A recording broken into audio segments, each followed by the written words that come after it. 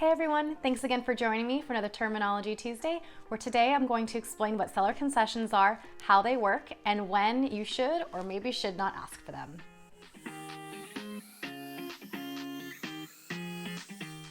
In short, seller concessions are credits that the seller gives the buyer at the end of escrow to assist the buyer with their closing costs. The only thing that a seller's concession cannot cover is your down payment.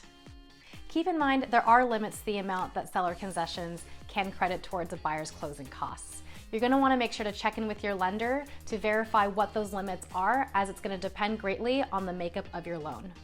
Now, depending on the type of market you might be in, asking for seller's concessions may or may not be a good idea. If you're in a seller's market where sellers kind of have the upper hand and are receiving multiple offers, asking the seller to contribute funds to your closing costs is going to make your offer less competitive. However, if you're in a buyer's market and maybe a seller is a little more motivated and looking for a qualified buyer, asking for seller concessions might be a bit more appropriate. However, keep in mind that a seller may ask for you to up that offer price if they're going to be giving you credits in the end. This is kind of a way for you to finance those credits into your loan, being able to keep more cash in your pocket at the end of closing. At the end of the day, a seller does not have to accept to grant a buyer seller concessions.